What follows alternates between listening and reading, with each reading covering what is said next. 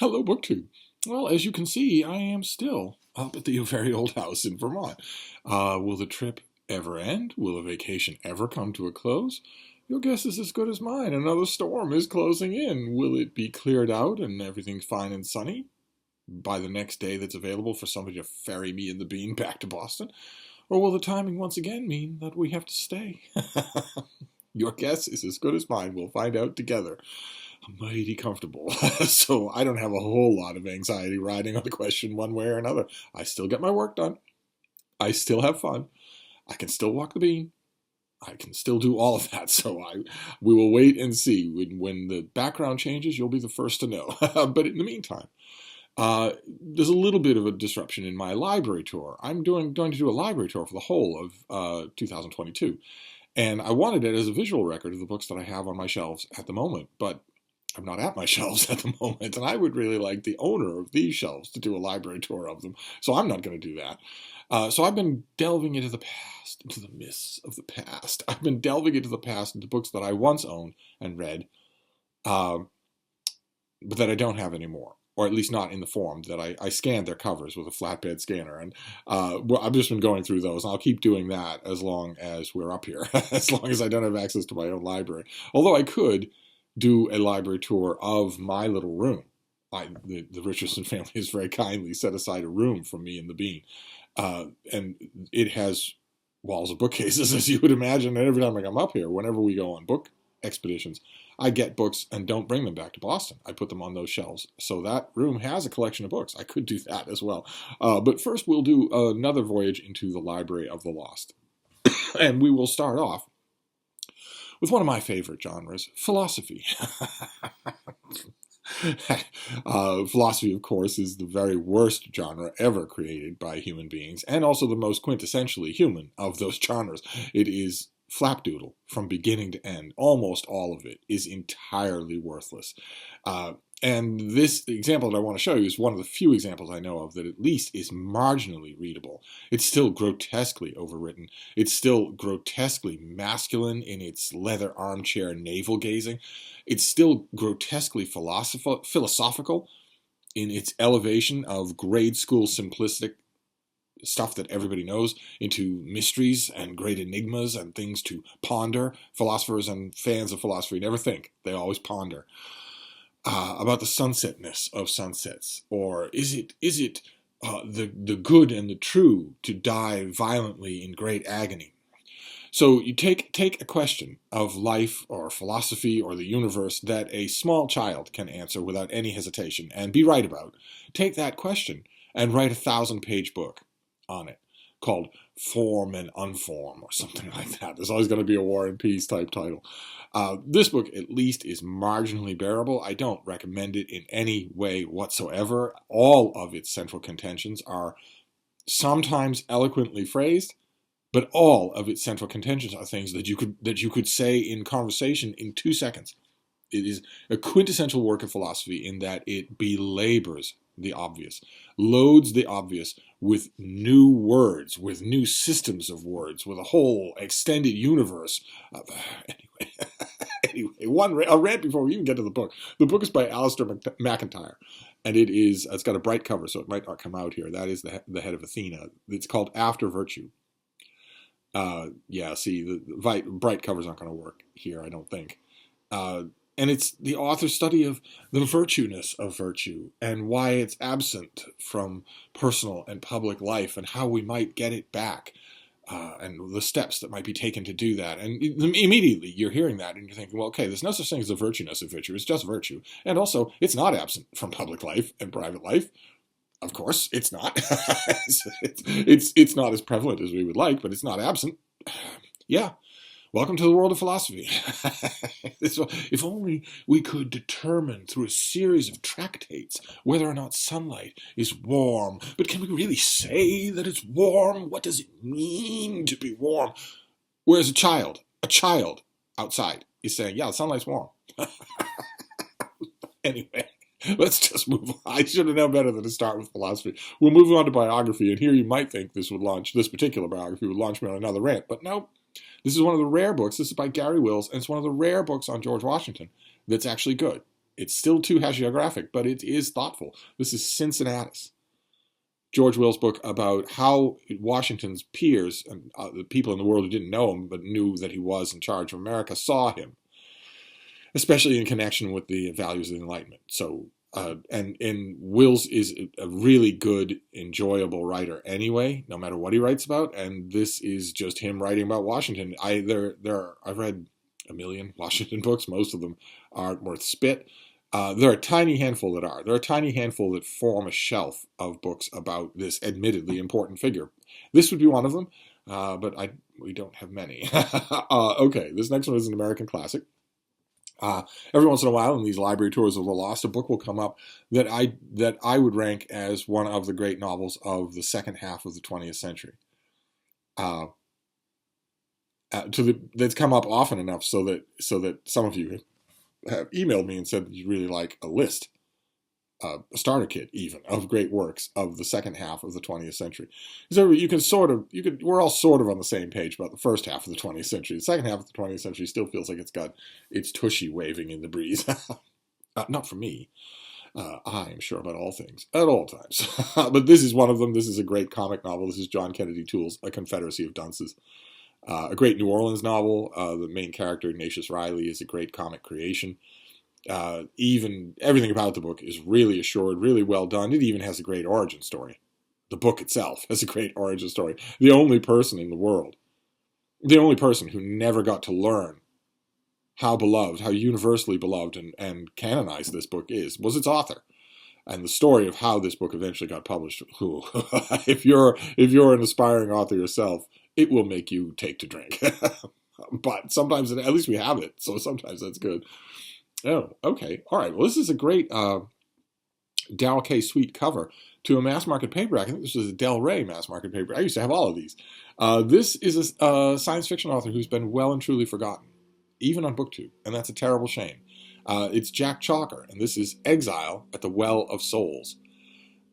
This is the second book in his Well of Souls series. I think the first one was Midnight at the Well of Souls.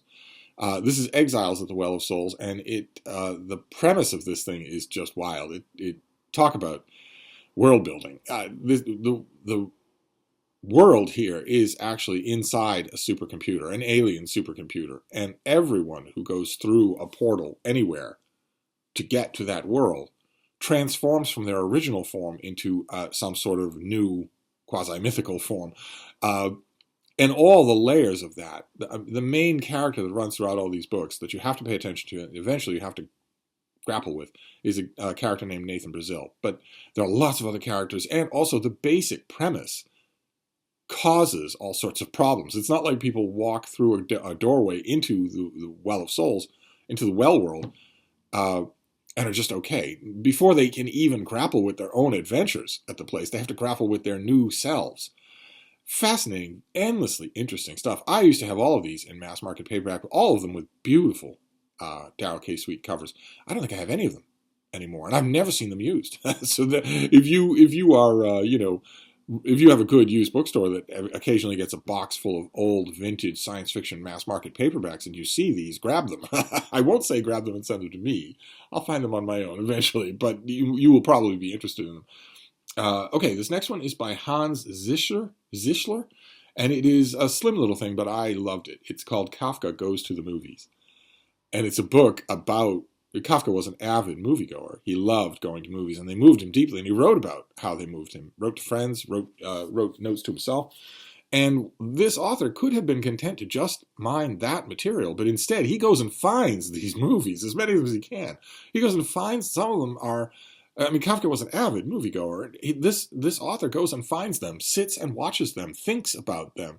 And I think that Kafka is endlessly fascinating as a literary figure. But this author actually manages to make you interested also in the movies. He's great on Kafka at the movies, but he's also great on the movies themselves. So this is, again, like with Washington, there is a bookcase of a shelf of Kafka books to have. And this is one of them, I would say. Even though it's a tiny splinter study, it's still terrific. Okay, then we have the historian John Leach did a biography of Pompey the Great. This came out I think 50 years ago, something like that. If I remember correctly, the copy that I scanned was a trade paperback. I don't have it anymore. I don't think I have any biographies of Pompey the Great anymore, which is a bit wrong. I should. There have been some really good ones. He is, of course, one of the proto-dictators who went at the living superstructure of the Roman Republic and eventually caused it to fall. It wouldn't have fallen on its own. It might have metamorphosed, but it wouldn't have fallen into an autocracy if it hadn't been struck at its roots many times, not just one time. It wasn't too often. The popular reduction is that there was the Roman Republic, and then Julius Caesar took a hammer blow to it, and it became Julius Caesar's possession. On what meat doth this Caesar feed that he hath grown so great? When that isn't true. The only reason that it was able to happen at all was because the superstructure had been badly weakened by a series of what we would call strongmen, who decided that, to hell with the society that gave me every advantage in the world, including Pompey, who got a lot of advantages, not being a Roman of the Romans, but being a kind of provincial. To hell with all of that. I'm going to take everything as though it were mine. And if you don't like it, I'll put your name on a list and have one of my thugs kill you. Pompey's a fascinating figure. In a lot of ways, he's a fascinating figure, not least of which because when he's one of the only people, there's a small roster of people in history who have the title the Great. And Pompey's one of the only ones on that list who gave it to himself. John Leach does a wonderful job. This is a really good interrogation. It's a really good interrogation of the sources. We have lots of good sources for Pompey. So if you're looking for a relatively modern biography, something that might not be hugely expensive online, then I could strongly recommend it. Okay. This next one is by Peter Dodson. This is The Horned Dinosaurs. This is a study of ceratopsians. There's a Triceratops. This is a study of horned dinosaurs, the ones with the big neck frills, the ones with the huge head horns. It's a study of their evolution. We have a pretty solid fossil record for their evolution, and also it's a study of what we can tell about their lives from their remains, from what we have. We know from those remains where they lived, what they ate, how they cared for their young, and also that they routinely fought with large carnivorous dinosaurs. The bones tell the story of that, and often you can tell from the bones that they weren't the loser. I remember this being an incredibly lively, interesting book, really well done, really well written, not just the latest dispatch on horned dinosaurs. So I think it would still hold up. I never agree that we should just discard these things as research grows. Right? A good book is still a good book, even if research leaves it behind. It's still going to be a good book. We're not talking about, paper ripped off the teleprompter. These things are works on their own if they're good. Like, for instance, there is the cover illustration there is almost certainly wrong. And the more we learn, the better our analysis tools get, the more we know that. The idea that ceratopsians would be chalky gray like that with no color, no feathers, no implement, even the outlay of muscle and fat. The idea that this is what it looks like, that's a zombie ceratopsian, not a real one. We can probably tell that for sure now, whereas Upton couldn't at his time. So, again, a strong recommendation. Then we have a thin thing here. This is Natural History of Otters. Just, if I remember correctly, just a by-the-numbers history of what otters do, how they live, how they mate. I remember this being fairly programmatic, not like the Horned Dinosaurs. In other words, this is not the book that otters really deserve. They are fascinating. And I think this is much more bare bones than that. But I'm never going to see it again, so I'll never be able to confirm that. And then our last book is by Eugen Kogan, and this is The Theory and Practice of Hell. Which is an amazing book, very unsettling. It's one of the earliest systematic write-ups of Buchenwald, and by extension the machinery of the Nazi concentration camp system, from a guy who was there. Kogan was in Buchenwald for almost 10 years before it was liberated, and before the liberators asked him to write up what was going on here. What was this place? How did it operate? He does a great job. I'm hoping that this book is still in print. It should always be in print. I don't have a copy of it at the moment, but it on your shelf of Holocaust books, this should be there. It is brutal reading, but brilliant reading. And there you go. that is the library tour of the lost for today. So I'm going to keep going with this. We'll pick up again where we left off tomorrow, and I will see you then. Thank you, BookTube.